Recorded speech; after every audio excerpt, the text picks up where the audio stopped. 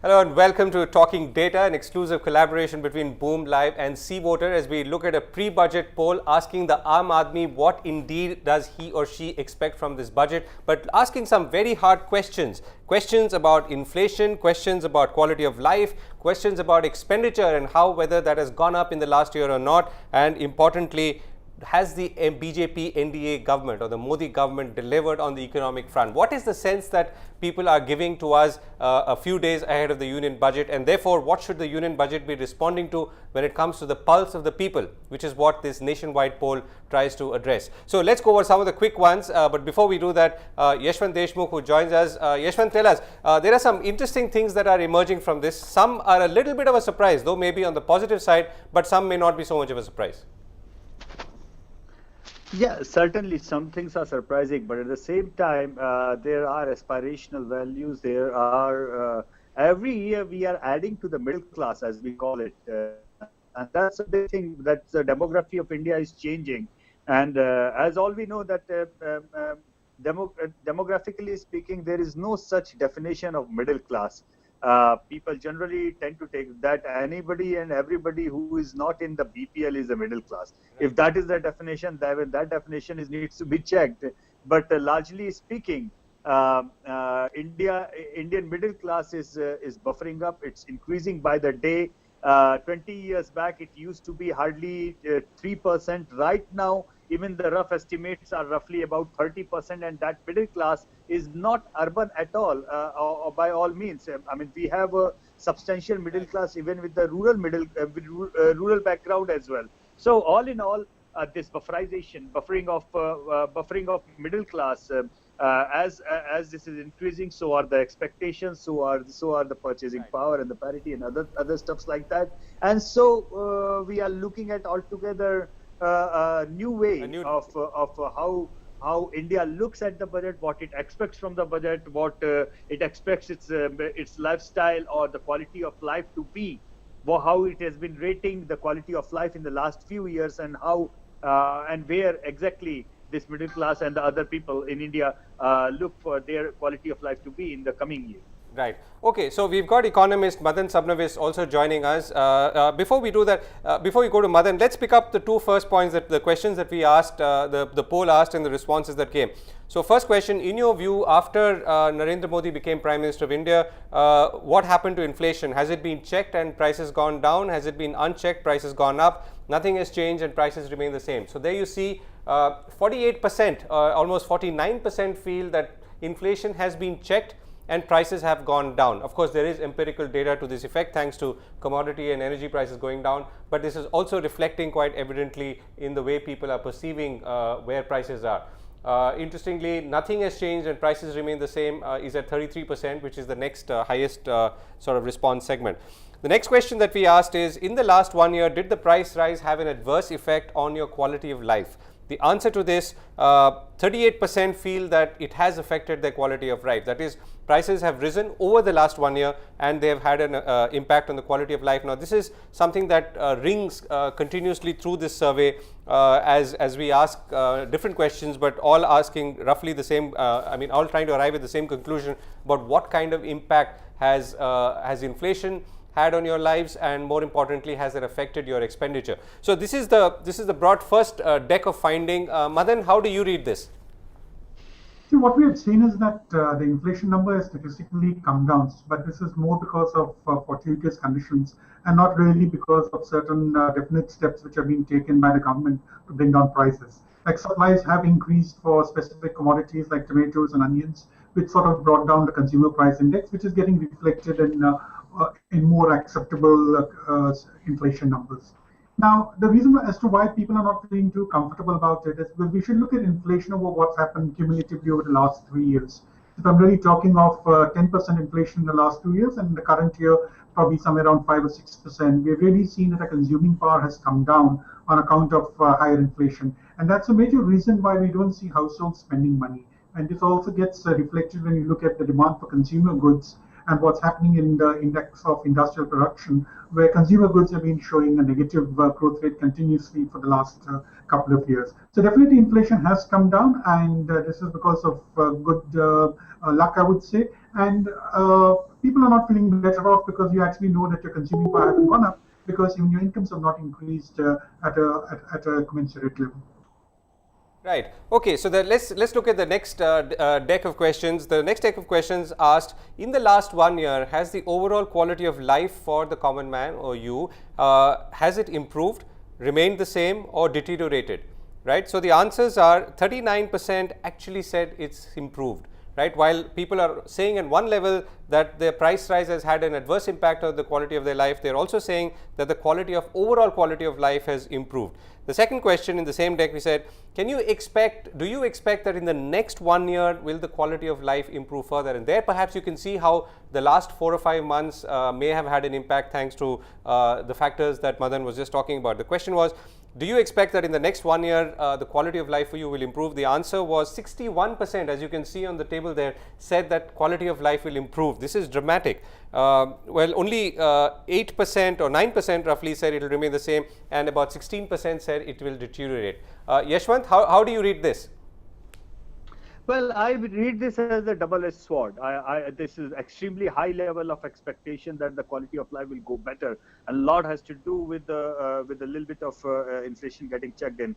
On the previous question of the inflation getting checked, also I totally agree with our other colleagues that that inflation had largely to do with the international oil prices and whatsoever the sectoral things that were directly connected with the crude oil prices coming down had a slight advantage or the slight change in the inflation coming down. But other than that, talking about other micro perspectives, there is a lot to be done as far as the inflation is concerned, and that concern is also added with the optimism at large that people want to see economy picks up, economy goes, there are better job opportunities, better growth opportunities, better pay scales, better income, and of course the expenditure going down as the inflation getting checked in, so that they have more money to save or more money to spend.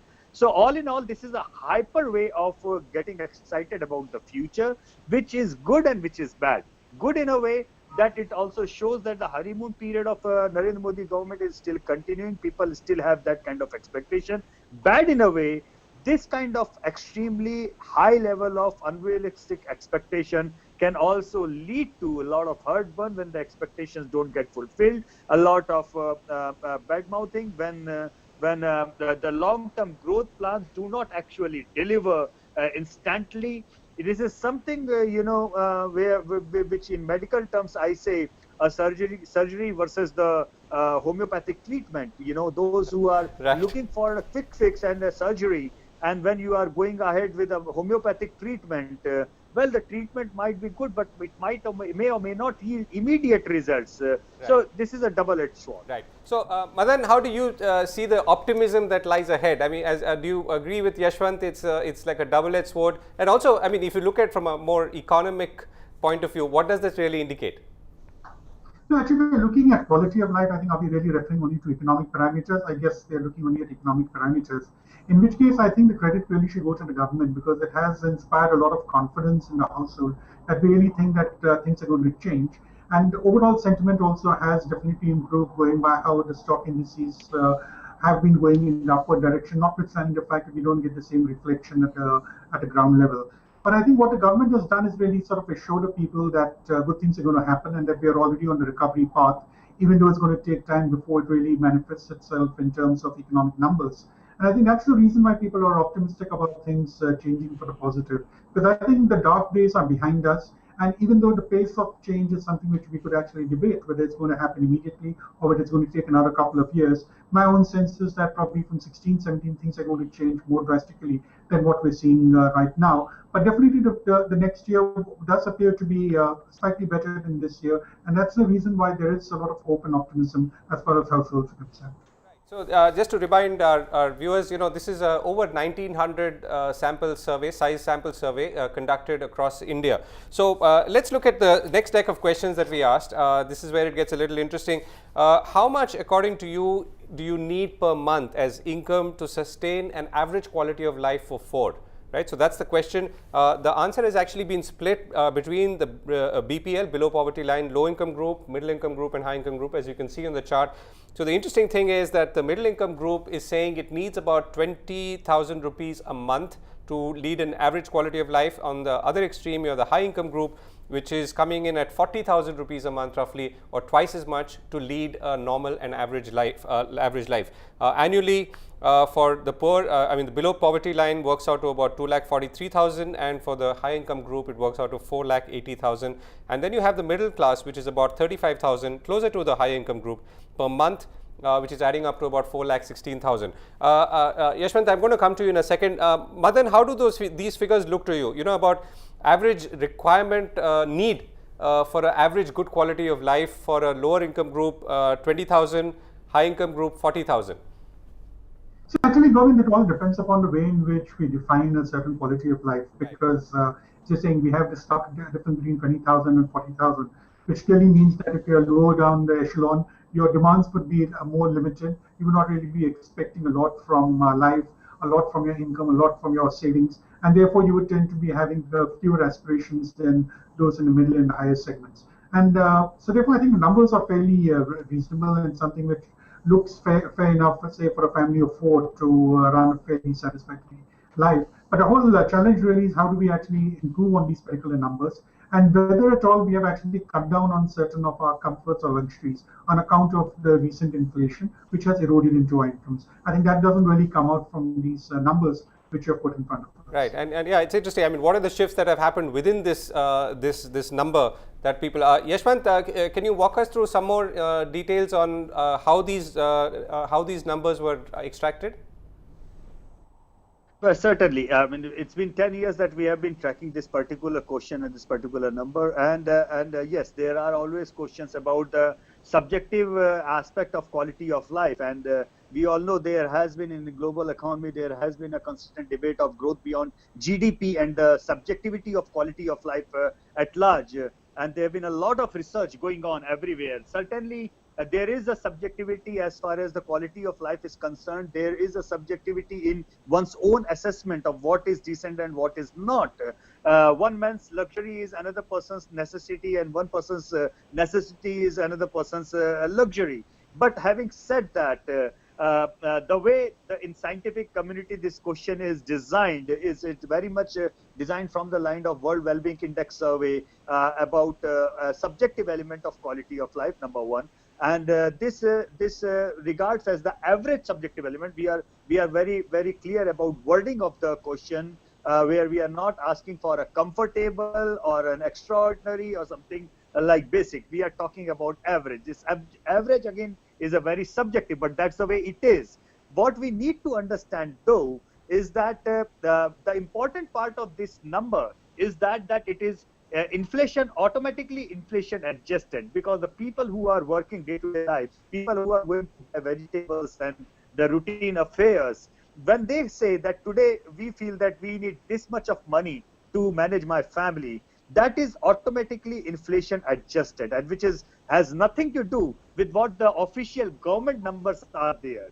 This is why this number makes it pretty interesting, you know, and well, one may argue that the number which is given by BPL family might be looking at the luxury kind of setup, which according to their parameter, while the high income group might be talking about the bare minimum number that they need for having an average quality of life. This is why we need to focus more on the middle income group, which looks at the average of the averages and looking at a decent middle class quality of life, the way me or you or any other middle class person would have described it.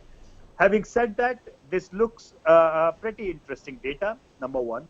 What actually struck me most was that the personal taxation slab, which the government had proposed last year in the interim budget, about 2.5 lakh rupees, that is hardly covering the money which is expected by even the BPL families, that they feel that this much they need to live an average quality of life. So certainly that number is not at all appealing or not at all enthusiastic for the middle class. What is interesting to watch out, that the personal taxation slabs are not even put in a to give a full put up the expectation of a BPL family, leave aside a middle class family. Right, and the So middle class, that is where I would like to stress more. right, yeah, and basically what this means is finally, and which comes to the next question, which I'm going to come to in a moment, is that the tax slab should ideally be somewhere above, going by the demands sort of unstated in this response, is that it should be above the 4 lakh the level. So the next question obviously is therefore, should this much income be made tax free? So and the answer, 84% say yes, and only 13% say no. So the idea is that we should have a minimum tax base going by this of at least 3.2 to 3.5 lakhs, if not higher, as the minimum from where you start collecting taxes or you start taxing people, and leave it alone till then. So let's see how the government responds on that. Madan, do you have any take on that? Absolutely. I think this makes a lot of sense that the tax exemption limit needs to be linked a lot with the inflation numbers. Because even if you look at the government sector, where normally your salaries are linked with the CPI inflation number, I think we should have a similar thing even when we are reckoning the tax exemption limit. So if we're starting off with something like 2 lakhs and we're having a 10% inflation every year, if we keep doing it on a regular basis, I think there will be a sense of security which individual households would derive. So definitely there is a very strong case for adjusting these exemption limits and accordingly also moving the tax slabs on the upper side of the scale. So there you are. This is what the Aam Aadmi is saying when it comes to tax slabs, at least as derived from what we've the questions we've asked. Okay, so last set of questions and the last deck really. The first one is, in the last 1 year, your personal income remained the same and expenditure went up, income went down, expenditure went up. Income increased but expenditure stood constant, income went down and expenditure remained the same. Well, there you can see the answers. About 32% say that income remained the same while expenditure went up, which of course ties in with the earlier point about in the last 1 year, did the price rise have an adverse impact or bad impact on the quality of life? So where if you recall, 38% has said that yes, the price rise did affect their lives. So 31% say that incomes have not changed, and while their expenditures have risen. The next question we asked is, how do you compare your current daily expenses to that of last year? 46% say that current expenses have become difficult to manage. Possibly there's also an understated need being mentioned for an additional income or raise in income, but the fact is that current expenses have become difficult to manage. And before we come to the last question of what is the feeling on the Modi government, Yashwant, do you want to compare these, quickly go over these two questions? Well, certainly these two questions actually tell you the macro perspective as far as the macro and economic management is concerned. Some pointers are there, inflation is going down, but half of the Indians clearly saying that they are still uncomfortable. They are finding the life difficult to manage within the money that they have and the expenditures they have. Number one. Number two, almost every third Indian is saying that it's going for the worse. Actually, it's not even getting better. So certainly a lot of catch up to do at the policy level. What we are trying to do with these surveys is we must try to understand. Budget is, we generally talk about all the time about the macro and microeconomic perspective from the economist point of view, from the numbers perspective, about the policy makers and the policies driven at large. And the numbers in our survey which we are picking up from the common man are the numbers which really matter when the person goes into the market to buy the routine stuff, buy the food, and it's a matter of the kitchen, which the housewives find it difficult to run their kitchen for their kids. So we have to figure out the way. We have to sync these two micro elements of the economics and the macro elements of the economics, where they really merge and they see that what the policymakers are trying to say and is it reflecting on the ground. As far as I can say from these numbers, the numbers are not really reflecting on the ground. People are still uncomfortable. People are still looking forward to Achhe Din. Their children haven't really arrived for them so far. What they are looking forward to, that if the things cannot be managed overnight, at least their taxation part can be brought a bit low so that they have more money at their end to handle economic situation. And I think we have the sweet spot. We have the sweet spot here. So just to remind our viewers, this is a sample of 1,942 randomly selected respondents across all demographics and across all states of the Union of India. Okay, last question. Has the Modi-led government, the BJP NDA government, delivered on the economic front so far? Right. So that's the big question. Okay, there you are. The answer is actually much better than expected, 36%. This of course is somewhat incongruous with what industry is either saying or not saying, or some of industry is saying and a lot of industry is not saying, at least publicly. Just as expected, 28%, worse than expected, 29%. So I repeat the question, has the Modi-led government delivered on the economic front so far? 36% are saying it's better than expected, 29% are saying it's worse than expected, 28% are saying just as expected, and don't know, can't say 6.1%. So let me get Madan's last word in this. Madan, how do you see, if you can sort of, are you able to interpret this differently? No, actually, it depends upon what exactly expectations were from the new government. Now, personally, if I were to talk for myself, I would say that there's a limited amount which a government can do to turn around an economy. Because if it was so easy for governments to turn around economies, I think there would be no suffering in Japan, no suffering in the US following the financial crisis. So this said, I would say that what I was really expecting from the government was a lot of cleanup operations, cleaning up the administrative processes, improving the sentiment in the economy, and doing its best to make sure that the fiscal is kept in order. And I think to that extent, they have probably delivered on their promises of what they can do. But in terms of the actual economic numbers, I think the thrust has to come from the private sector. And the government is doing whatever little bit it could do in order to bring about this revival. So on the whole, I would tend to think that the government has delivered on most of its promises. Right, the optimistic note, Madan. And last word, Yashwant, now if you were to look back over the last 10 years and the polls that you've done, does anything stand out this year, or are you seeing a similar consistent trend? There are some trends which are consistent, like the household required income is going up every year. This is largely because of the inflation as well. This is largely because of their expectations as well. Well, one thing is which stands out is the highest level of expectation that we have figured out in the last 10 odd years. People were not this enthusiastic or not this expectation, have a high level of expectation. The way I look at it, that the final question is that it's a one-third, one-third, one-third split, approximately one-third saying ayes for this government on the economic policy so far, one-third saying no's, and one-third somewhere in between, which the government can actually turn towards its favor, or it may go anti depending on how this government performs.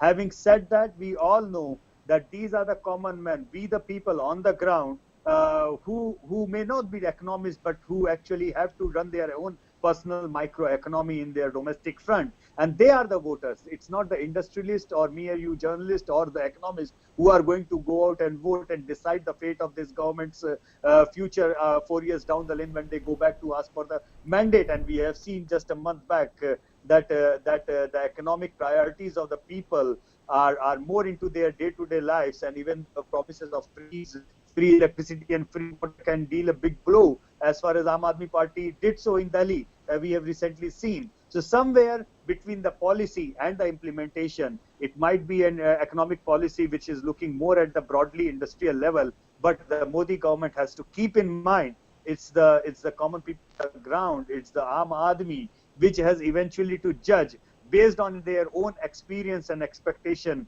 of their day-to-day life, and they will be going out to vote for this government or not when the election as and when it comes. So there is a lot to do, a lot to catch up as far as the economics is concerned for the Modi government. Right, Yashwant. Thank you so much for that.